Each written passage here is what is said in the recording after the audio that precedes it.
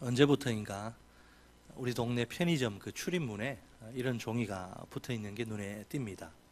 로또 없음, 로또 취급하지 않음. 원래 편의점은 생활에 필요한 그 물품들을 판매하는 가게죠.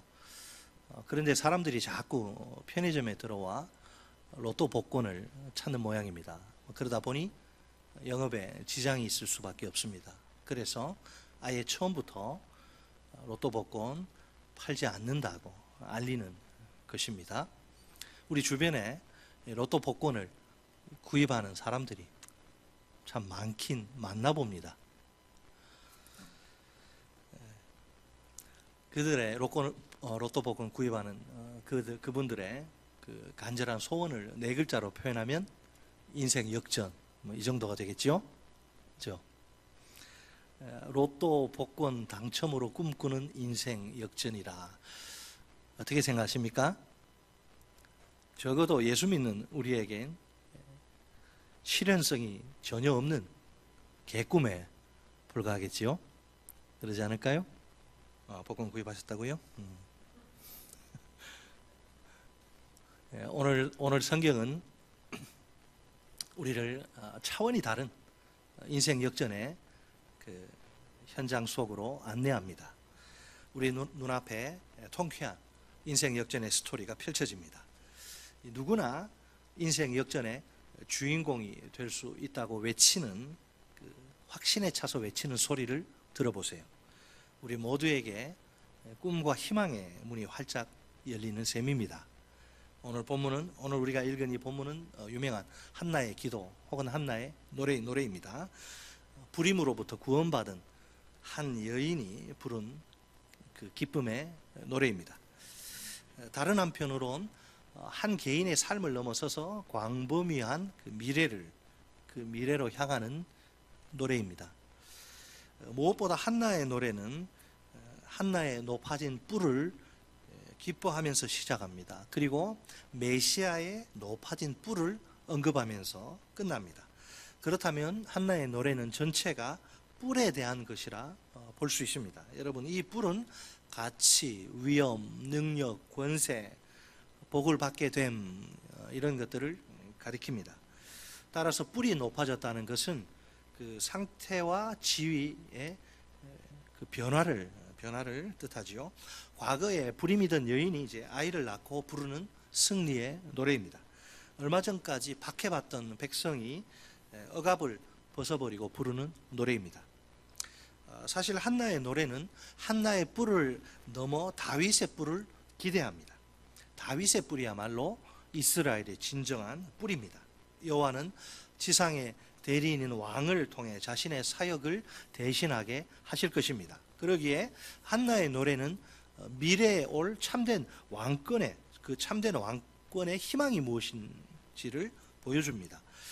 과연 하나님은 어떤 방식으로 한나의 뿔과 다윗의 뿔을 높이십니까? 그 방법은 하나님이 인간의 역사에 친히 개입하시는 것입니다. 한나의 노래에는 이 하나님의 개입에 대한 7가지 실제적인 예가 나옵니다. 그 신뢰의 핵심에는 역전의 하나님이 자리를 잡고 계십니다. 원래 이방 신들, 여호와와는 달리 이방 신들은 당시에 그 기존 질서를 인정할 뿐만 아니라 옹호하기까지 합니다. 그러나 여호와 하나님은 그들과 차원이 다릅니다. 그분은 기존 질서의 하나님이 아니라 오히려 역동의 하나님이십니다. 죽이기도 하시고 살리기도 하시며 또 음부에 내리게도 하시고 올리기도 하시는 분이 여호와 하나님이십니다. 바로 이런 역전의 하나님이 인간의 역사에 개입하십니다. 그 결과 고통당하는 자가 구원받으며 고통을 가해자들에게 승리를 거둡니다. 한나가 브닌나를 이기고 다윗이 사울을 이기고 이스라엘이 블레셋을 이기는 겁니다. 반면에 교만한 자는 어떻게 돼요? 다 마침내 넘어지고 자빠지게 돼요. 그 넘어지고 자빠지는 자들이 누굽니까? 브닌나, 엘리의 아들들, 골리앗, 블레셋, 사울, 미갈, 압살롬 등등이죠. 이제 한나의 노래를 좀 더 상세히 살펴봅시다. 먼저 본문 1절 말씀, 우리 1절 말씀 한 목소리로 읽겠습니다. 시작. 한나가 기도하여 이르되 내 마음이 여호와로 말미암아 즐거워하며 내 뿔이 여호와로 말미암아 높아졌으며 내 입이 내 원수들을 향하여 크게 열렸으니 이는 내가 주의 구원으로 말미암아 기뻐함이니이다. 아멘. 한나의 그 노래는 처음부터 그녀의 기쁨이 다이너마이트처럼 폭발합니다. 즐거워하다, 기뻐하다, 이 동사가 두 번이나 반복되지 않습니까? 이 두 동사는 겸손한 경배자가 여호와의 능력 때문에 기뻐하는 모습을 묘사할 때 사용됩니다.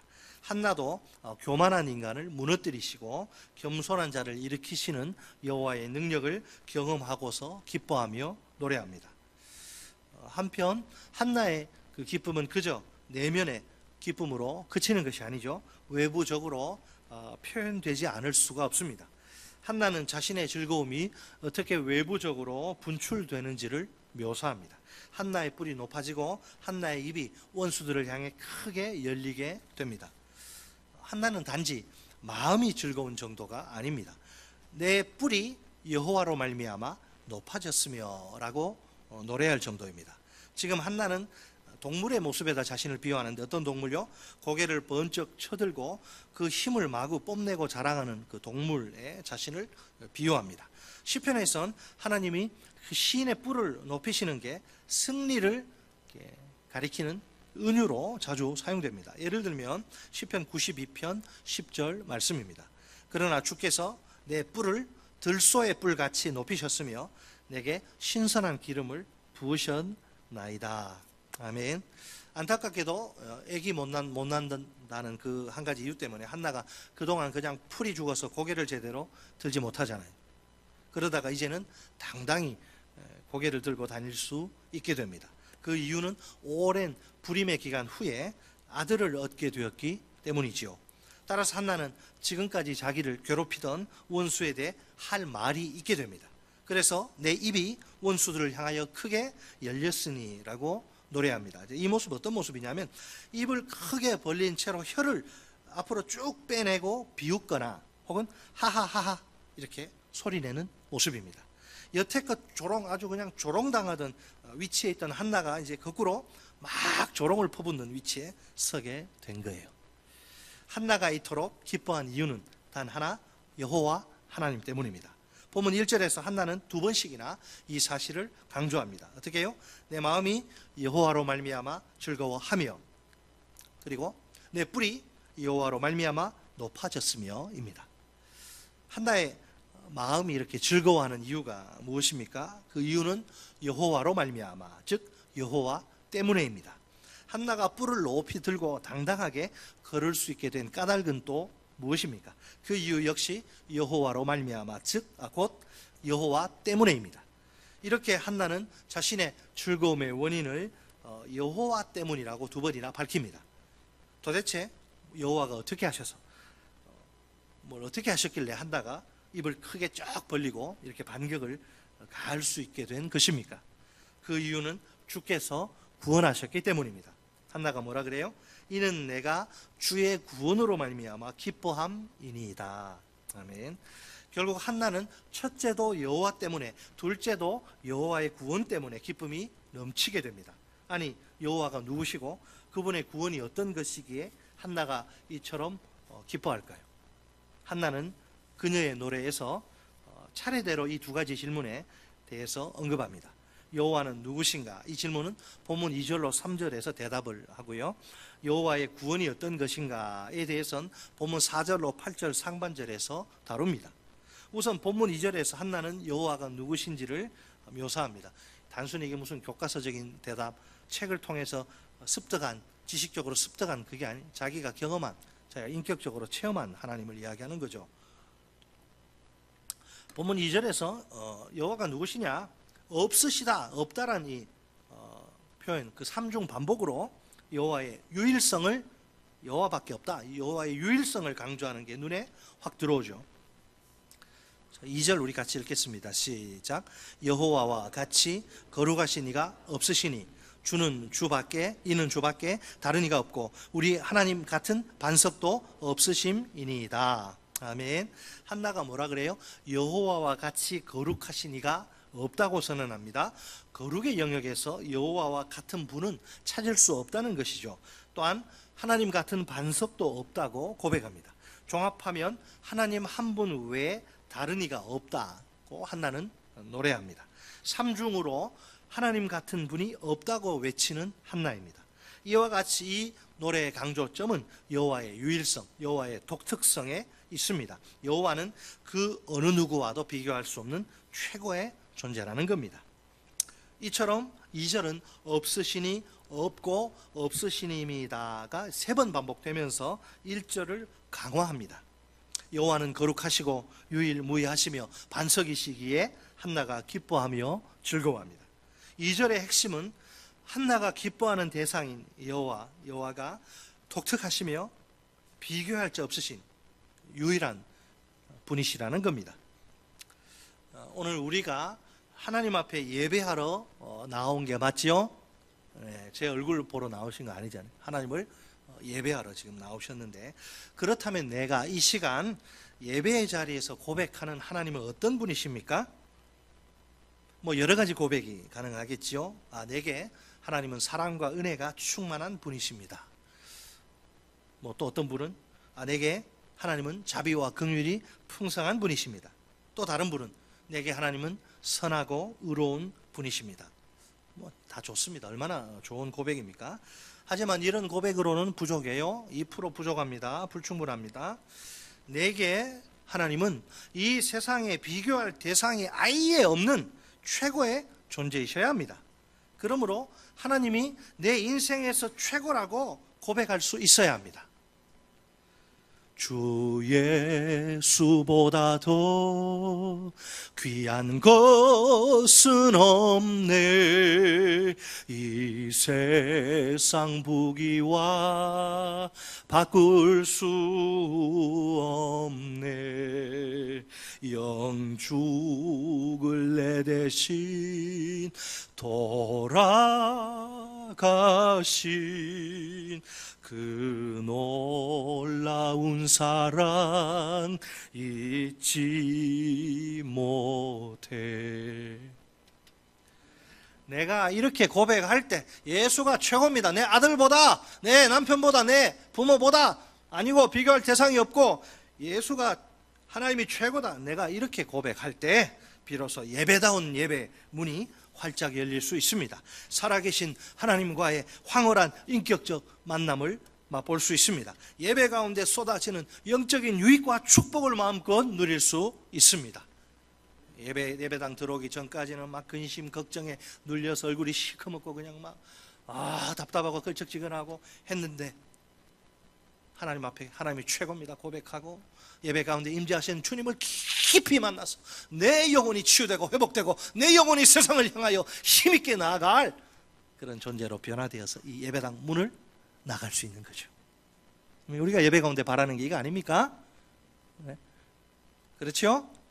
이런 예배가 되어야 하지 않습니까? 살아있는 예배, 펄떡펄떡 생동감 넘치는 예배. 자, 그렇다면 어떤 점에서 여호와는 거룩하시고 유일하시며 반석과 같으십니까? 보면 3절이 우리에게 그 대답을 제공합니다. 3절에 심히 교만한 말을 다시 하지 말 것이며 오만한 말을 너희의 입에서 내지 말지어다. 여호와는 지식의 하나님이시라 행동을 달아 보시느니라. 아멘. 여호와는 그 행동을 달아 보시며 교만한 자들과 오만한 자들을 판단하십니다. 그래서 다 아시기 때문에 지식의 하나님이십니다. 바로 그런 점에서 여호와는 유일무이하십니다. 다시 말해 하나님은 교만한 자들의 악한 짓을 평가하시고 개입하시는 분이십니다. 바로 그 이유 때문에 하나님은 독특하십니다.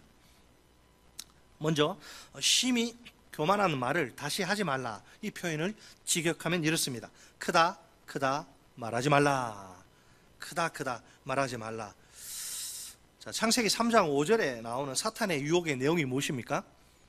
너도 스스로 하나님같이 될 수 있다는 것입니다. 원래 아담은 그런 존재가 아니고 원래 아담은 피조물로서 하나님께 의지하고 순종해야 할 존재입니다. 그럴 때 비로소 하나님께 받은 땅 대리 통치 사명을 감당하며 인간답게 살 수 있습니다. 그런데 사탄은 그렇게 하지 말라, 그렇게 할 필요 없다, 그렇게 속삭입니다. 하나님께 의지하거나 순종할 그 필요가 없다는 거죠. 그 대신 스스로 자기에게 하나님이 될 수 있다고 말합니다.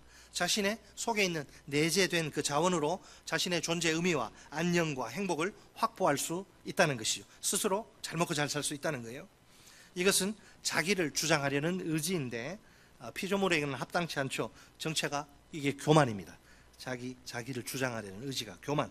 다시 말해 피조물인 인간이 감히 스스로 하나님이라고 생각하는 것입니다. 결국 성경에서 이 교만은 여호와에 대한 의존, 신뢰, 의지와 상반되는 삶의 태도를 가리킵니다. 한나는 교만한 이들을 가리켜서 크다 이런 쓸데없는 말을 많이 하는 자들이라고 합니다. 자기가 뭐가 된 것처럼 아무것도 아닌 주제에 막 거들먹거리고 이런 사람들 많아요, 교회에도. 여러분, 오늘 우리는 어떤 말을 주로 많이 합니까? 여러분, 우리 말 하니까 여자들이 훨씬 말 많이 하더라고요. 몇 배씩이나. 예. 뭐 나쁘다는 거 아니고 그 현실이 그런데 어쩔 거예요. 여러분, 오늘 우리는 어떤 말을 주로 많이 합니까? 크다 이런 말을 많이 합니까? 아니면 말을 많이 하는 대신 입을 꾹 다물고 하나님께 기도를 많이 합니까? 크다 이런 말 아는 사람, 되지도 않은데 된 줄로 자기 스스로 생각하는 사람, 교만한 자예요, 교만한 자. 반면에 입 꾹 다물고 하나님께 기도를 많이 하는 사람은 겸손한 자입니다. 우리 하나님께 필요한 일꾼은 교만한 자가 아니라 겸손한 자입니다. 솔직히 크다 말을 많이 하는 것은 인간의 전형적인 악한 행동입니다. 자기 주제, 분수를 모르고 피조물 주제에. 따라서 이게 행동이라고 번역하기보다는 악한 짓들이라고 번역하는 것이 더 좋습니다. 여호와는 지식의 하나님이시라 행동, 그 악한 그 짓들을 평가하십니다. 다 보고 계시고 아시고 누가 교만하고 누가 겸손한지 다 아세요. 자, 그러면 이 하나님의 평가는 누구를 위한 것일까요? 누구 좋으라고 이런 평가를 합니까? 하나님이 교만한 자의 악한 짓을 평가하셔서 이렇게 고치시는 것만으로 만족하십니까? 그렇잖아요. 하나님이 이렇게 평가하시는 이유는 그 교만한 인간들 때문에 피눈물 흘리는 약자와 가난한 자를 위해서입니다. 스바냐서 3장 11절로 12절 말씀입니다. 그날에 내가 내게 범죄한 모든 행위로 말미암아 수치를 당하지 아니할 것은 그때 내가 내 가운데서 교만하여 자랑하는 자들을 제거하여 내가 나의 성산에서 다시는 교만하지 않게 할 것임이라. 내가 곤고하고 가난한 백성을 내 가운데 남겨두리니 그들이 여호와의 이름을 의탁하여 보호를 받을지라. 아멘. 그러니까 이게 무슨 말이에요? 하나님은 가난하고 겸손한 그 자기 백성, 불쌍한 억압당하고 멸시당하고 세상에서 돈 없다고 가난하다고 얼마나 무시합니까? 유세 떨고 돈 좀 있다고. 하나님은 가난하고 겸손한 자기 백성을 위해서 교만한 인간들을 딱 잡아뜨려 거꾸로 때리십니다. 또한 평등하게 균형을 딱 맞춰주십니다. 이제 본문 4절로 8절은 인간의 행동들을 달아보시고 악한 자, 약한 자와 가난한 자를 위해 친히 일하시는 절대 주권의 하나님을 노래합니다. 한마디로 말해 역전을 일으키시는 하나님이십니다. 구체적으로 7가지 신뢰가 등장합니다. 간단하게 우리 살펴보죠. 자, 한나의 노래에 따르면 누가 교만한 자들입니까? 여기 내용을 보니까 용사, 풍족하던 자들, 부자들, 많은 자녀를 둔 자, 귀족들이에요. 반면에 또 누가 곤고하고 가난한 백성입니까? 넘어진 자, 줄이던 자들, 임신하지 못하던 자, 가난한 자, 빈궁한 자입니다. 하나님이 교만한 자들의 악한 짓을 평가하시고 어떤 식으로 균형을 맞추실까요? 풍족하던 자들, 부자들을 그냥 너무 돈 많다, 좀 내려와라. 중산층으로 하향 조정하시고, 줄이던 자들, 너희는 너무 없어서 힘드네. 너희들 중산층으로 내가 상향 조정할까? 그러면 이게 맞춰집니까? 그 균형이 맞춰지니까 사실상 이게 평등이 아닐까요? 하지만 하나님의 일하심은 그렇게 흘러가지 않습니다. 풍족하던 자들은 양식을 위하여 품을 팔아야 살 수밖에 없게 되고, 줄이던 자들은 다시는 줄이지 않게 되는 이런 방식으로 일하십니다. 그러니까 놀랍게도 역전의 방식으로 균형을 맞추시는 것이죠. 한나의 노래의 주인공 여호와는 절대 자유와 절대 주권의 하나님이십니다. 하나님은 자기 마음대로 다 하세요. 이래라 저래라 말하면 안 돼요. 하나님은 그냥 다 하세요. 그 어느 누구도 그 무엇도 하나님께 이래라 저래라 강요할 수 없습니다. 해서도 안 되고 한다고 되는 것도 아니고, 따라서 역전의 방식으로 진행되는 인류의 역사는 하나님의 절대 자유와 절대 주권의 강력한 증거입니다. 자, 7가지인데, 첫째, 전쟁에서의 역전. 전쟁에서 여러분 역전, 본문 4절 말씀입니다. 용사의 활은 꺾이고 넘어진 자는 힘으로 띠를 띠도다. 아멘. 용사의 활이 어떻게 꺾입니까? 안 꺾이죠, 용사의 활이. 근데 왜 꺾여요? 하나님이 꺾어버린 거죠. 꺾인 용사의 활, 인간의 그 무력이 얼마나 무가치하고 무의미한가 상징적으로 보여줍니다. 일반적으로 여러분 전쟁에서는 지금 소련하고 러시아하고 지금 우크라이나하고 치고받고 한데, 일반적으로 전쟁에서는 강한 자가 승리하고 약한 자는 패배하기 마련입니다. 그런데 어떻게 용사의 활이, 그 강력한 활이 꺾이고 널브러진 자가 어떻게 힘으로 막 띠를 띨 수 있을까요? 그 이유는 단 하나, 하나님의 개입 때문입니다. 내버려두면 절대 이런 일이 일어나지 않아요. 용사가 당연히 이기지, 넘어진 자는 죽습니다. 못 일어나요. 역전에 하나님이 넘어진 자를 위해, 용사를 위해서가 아니고 역전에 하나님이 넘어진 자를 위해 친히 그 전쟁 가운데 개입하시기 때문입니다. 여러분, 여호와께서 개입하시면, 여호와께서 손 한번 대면 끝나요. 그러면 그걸로 상황 종료, 곧 게임 오버, 끝납니다. 아무리 강한 자라 해도 패배할 수밖에 없습니다. 반대로 아무리 약한 자라 해도 틀림없이 무조건 승리하게 되어 있습니다. 잠언 21장 30절로 31절 말씀입니다. 지혜로도 못하고 명철로도 못하고 모략으로도 여호와를 당하지 못하느니라. 싸울 날을 위하여 마병을 예비하거니와 이김은 여호와께 있느니라. 아멘. 사람들이 군사력이 더 세면 이길 줄 알고 막 죽으라고 그냥 마병을 막 예비하지만 번지수를 잘못 짚었네. 이김은 그런 것에 있지 않고, 군사력이 있지 않고 여호와께 있느니라. 자, 둘째 역전과 셋째 역전, 5절에 나오는데, 음식의 역전과 자녀의 역전입니다. 5절 말씀 여러분 심심하시죠? 5절 같이 읽습니다. 시작. 풍족하던 자들은 양식을 위하여 품을 팔고 줄이던 자들은 다시 줄이지 아니하도다. 전에 임신하지 못하던 자는 7을 낳았고 많은 자녀를 둔 자는 쇠약하도다. 아멘. 한나가 이게 직접 경험한, 어디서 주워 들은 이야기가 아니고 한나가 직접 경험한 그 하나님의 놀라운 역전의 능력을 보세요. 분명 얼마 전까지 그 깐족거리고 아주 괴롭히던 대적 분인나 그 격동으로 우울참아 그 막 모욕을 당해서 밥맛이 뚝 떨어지고 눈물 흘리면서 제대로 밥도 먹지 못한 그런 한나가 아닙니까? 그런데 제사장을 통한 여호와의 그 응답을 듣고 얼굴에 다시는 이제 막 먹으면서 얼굴이 환하게 피고 다시는 수색이 근심이 없게 됩니다. 이것이 전부가 아니죠. 자식이 없던 한나인데 여호와께서 그녀를 기억하심으로, 권고하심으로 아들 사무엘을 쑥 낳습니다. 전에 임신하지 못한 불임의 여인이 아들을 기적적으로 낳은 겁니다. 물론 브닌나와의 관계에서는 역전이 드러나지 않습니다. 그러나 한나는 기쁨에 찬 승리의 노래를 부릅니다. 풍족하던 자와 줄이던 자의 역전을 노래합니다. 그런 후 불임의 여인과 임신하던 여인의 역전을 언급합니다.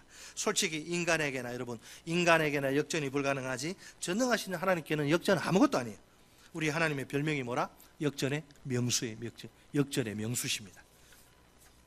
자, 한나의 노래를 다시 한번 자세히 보세요. 풍족하던 자들도 배부르고 줄이던 자들 역시 줄이지 않는다. 그렇게 말하지 않습니다. 많은 자녀를 둔 자는 자녀의 축복을 누리고 임신하지 못하던 자들도 많은 아이를 가질 것이라고 이야기하지 않습니다. 다만 서로의 처지가 완전히 뒤바뀔 것이라, 완전히 역전될 것이라고 말합니다. 풍족하던 자들은 이제 배가 이제 등가죽에 붙어서 굶주린 자들이 당하는 처지에 놓이게 될 것입니다. 많은 자녀를 둔 자는 쇠약하게 될 것입니다. 참으로 기절초풍할 만한 그런 역전이 아닐 수 없습니다. 세상에서는 좀처럼 이런 일이 벌어지지 않아요. 이 세상에서는 이거 찾아보기 힘든 현상입니다.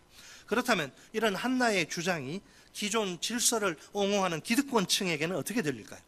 혁명이나 체제 전복으로 들릴 만큼 강력합니다.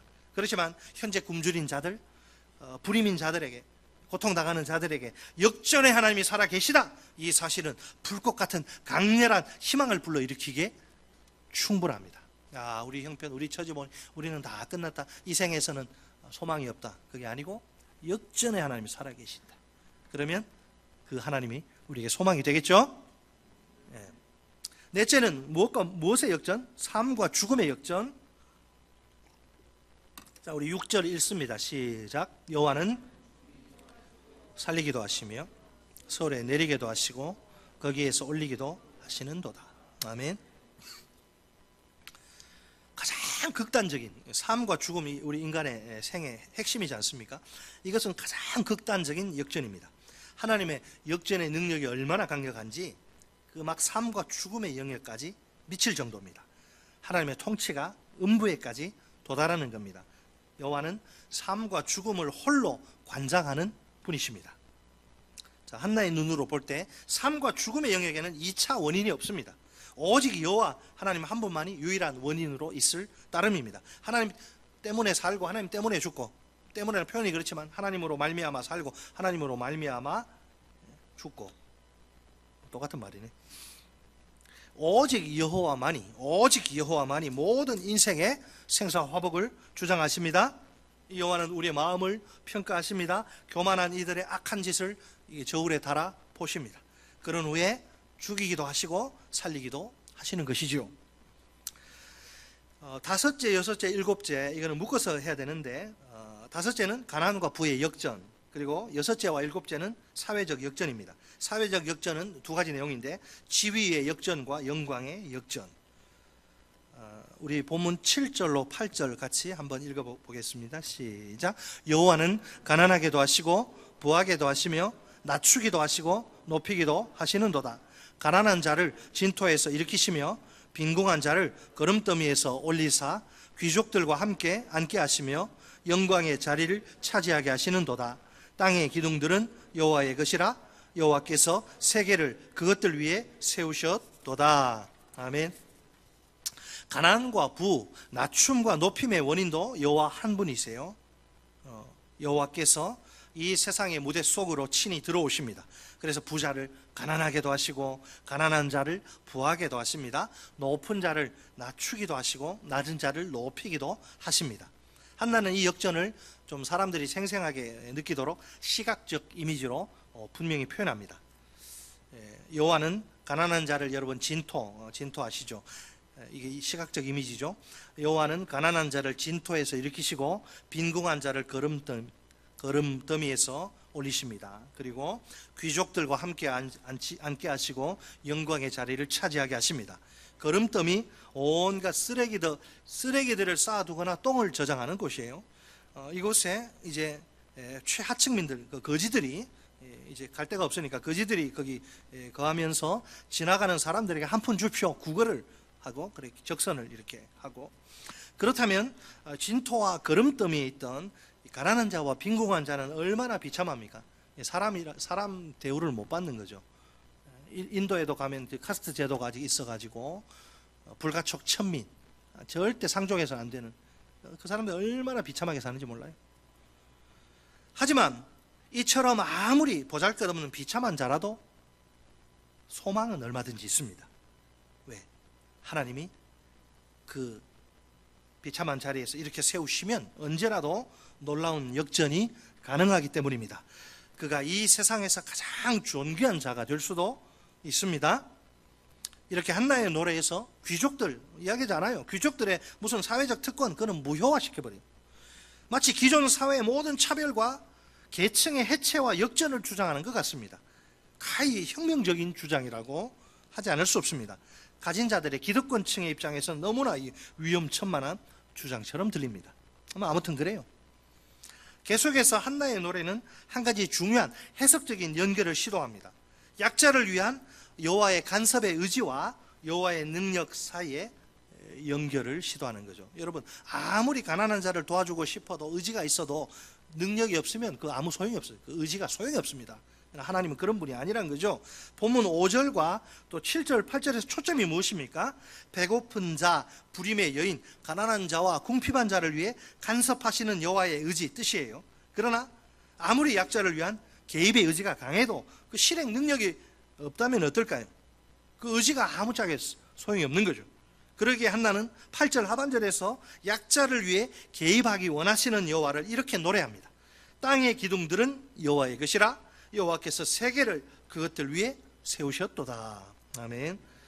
가난한 자와 약한 자도 얼마든지 희망을 노래할 수 있습니다. 그 희망은 땅의 기초를 세우시는 창조주의 그 어마어마한 능력에 뿌리 박혀 있습니다. 여호와가 깊게 세우신 땅의 기둥들 얼마나 강력하냐면 세상의 혼돈으로 빠지지 않도록 보호하는 역할을 해요. 그게 기둥이, 여호와는 세상을 관할하시며 그분이 원하시는 대로 세상을 경영하십니다. 그리고 여호와는 창조주로서 세상을 다시 이 질서를 재편하실 수 있는 자유가 있습니다. 더욱이 거룩한 자들을 위해 세상을 재판하시는 분이십니다. 자, 그렇다면 어떻게 여호와는 세상의 기둥들을 세우시고 그 위에 세계를 건설하십니까? 본문 9절로 10절 말씀이 이 질문에 대한 대답을 제공합니다. 마지막으로 9절 10절 읽습니다. 시작. 그가 그의 거룩한 자들의 발을 지키실 것이요 악인들을 흑암 중에서 잠잠하게 하시리니 힘으로는 이길 사람이 없음이로다. 여호와를 대적하는 자는 산산이 깨어질 것이라 하늘에서 우레로 그들을 치시리로다. 여호와께서 땅끝까지 심판을 내리시고 자기 왕에게 힘을 주시며 자기의 기름 부음을 받은 자의 뿔을 높이시리로다 하니라. 아멘. 여호와가 거룩한 자들의 발을 지키신다는 것은 미끄러지지 않게 하신다는 뜻이죠. 미끄러짐은 패배의 상징입니다. 그러니까 거룩한 자들이 절대 패배하지 않도록 보호하신다는 의미죠. 악인은 악인으로 흑암 중에서 잠잠케 한다. 이게 무슨 말이에요? 죽으면 말을 못 하잖아요. 악인을 죽여버리고 그래서 이제 아무 말 못하는 잠잠해 침묵에 빠뜨린다는 그런 뜻이죠. 한마디로 말해서 여호와는 이 세상의 힘으로 당할 자가 없는, 이길 자가 없는 분이십니다. 천하무적의 하나님이시오 최강의 하나님이십니다. 이런 여호와께 감히 대적하는 자의 운명은 얼마나 끔찍합니까? 여호와를 이겨보려고 대드는 겁을 상실한 자들, 간이 배 밖으로 나온 인간들은 산산이 으스러지고 으깨어지고 다 흔적도 없이 사라질 것입니다. 이처럼 여호와께 대적하는 자들이 으깨어지고 짓밟혀지는, 아주 으스러지는 이유가 무엇입니까? 지극히 높으신 자가 하나님 하늘에서 공격용 무기 우레로 냅다 내려치시기 때문에 하나님한테 맞는 거, 그죠? 악인들이 여기에 여러분 거룩한 자들이 이길 수 있는 유일한 길이 있죠. 그 길은 오직 여호와의 능력을 의지하는 것입니다. 이런 능력의 여호와가 살아 계시기에 모든 연약한 인생들이 소망을 가질 수 있습니다. 한나의 노래는 이렇게 여호와의 창조주로서의 주권과 능력, 약자의 소망을 연결시키는 거예요. 정말 힘없고 빼곡고 세상에서 학벌도 없고 돈도 없고 이리 치고 저리 치고 어딜 가도 문전박대 당하고 얼마나 연약한 사회적 약자들이 많습니까? 그런 분들이 이 생에서는 나는 끝났다. 그게 아니고 역전의 하나님이 절대 주권과 절대 자유로 그 연약한 자들을 돌보시고 위에서 일하시는 하나님의 역사를 보면 소망을 가질 수가 있는 거예요. 이해되시죠? 자, 그러면 창조주로서의 지금 능력을 이야기하는 거예요. 여호와의 능력이 얼마나 어마어마한지를 기둥 이야기하면서 창조주로서의 여러분 여호와의 크신 능력이 어떻게 사용됩니까? 그 엄청난 능력은 사회적으로 힘없고 약한 자들을 위해서 동원하십니다. 오죽하면 하나님을 고아의 아버지라고 말하겠어요. 연약한 자들을 향한 주님의 그 관심과 사랑이 얼마나 큰지 몰라요. 땅의 기둥을 세우시고 그 위에 정의로 세계를 건설하시는 여호와의 능력을 보세요. 바로 거기에 약한 자의 세상적인 소망이 있습니다.